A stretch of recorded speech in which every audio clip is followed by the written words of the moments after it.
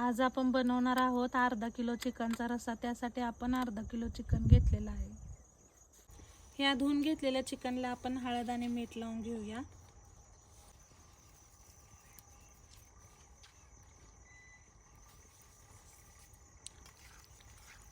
हळद आणि मीठ लावल्यानंतर चिकन जरा आपण हलवून घ्यायचं। आपण तेल ओतून घेऊया। तेल गरम झाले, आता यामध्ये आपण चिकन घालून घेऊया। आता आपण चिकनला अंगच्या पाण्यात शिजवून घेऊया। आपण थोडंसं पाणी घालूया। मस्तपैकी असं जाळ लागलेलं आहे। हे फक्त हे आपण गावरान पद्धतीने बनवत आहोत। आता आपण याला पाणी सुटलंय का बघूया। बघू शकता तुम्ही किती पाणी सुटलंय।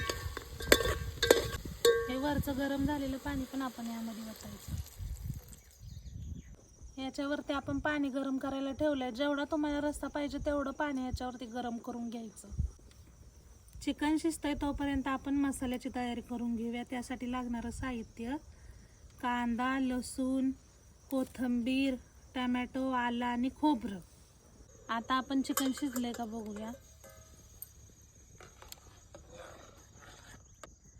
चिकन शिजलेलं आहे, त्याला उकळी येऊ द्या जरा। बघा आपल्या चिकनला कशी मस्तपैकी उकळी फुटलेली आहे। आता आपलं चिकन शिजलेलं आहे, आपण आता उतरून घेऊया चिकन। आता आपण हा सगळा मसाला भाजून घेऊया। कांदा जरा लाल होईस्तोवर भाजून घ्यायचा। थोडा टोमॅटो टाकूया भाजण्यासाठी। आता आपण याच्यामध्ये खोबरं, लसूण आणि आलं पण घालून भाजून घेऊया। मस्तपैकी असा मसाला भाजलेला आहे, आता आपण काढून घेऊया। आता आपण कढईमध्ये तेल तापवून घेतलेला आहे मसाला भाजण्यासाठी।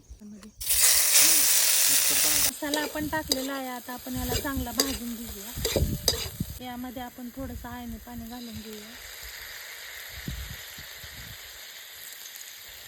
तर जरासं याला तेल सुटून देऊ। थोडे धना पावडर टाकूया, थोडे लाल तिखट आणि मटण मसाला। मस्त असा मसाला भाजलेला आहे। बघा वास किती खमंग सुटलाय। भाजलेला मसाला आपण याच्यामध्ये घालून घेऊया। हे आपण आईने तयार करून घेतलेलं होतं ना, त्याच्यामध्ये आता आपण मसाला भाजून टाकलेला आहे। आता हे आपण उकळायला ह्याच्यावरती ठेवूया, चुलीवरती। याच्यावरती आता थोडीशी आपण कोथिंबीर घालूया। हा बघा गावरान पद्धतीने रस्सा कसा झालाय, झणझणीत।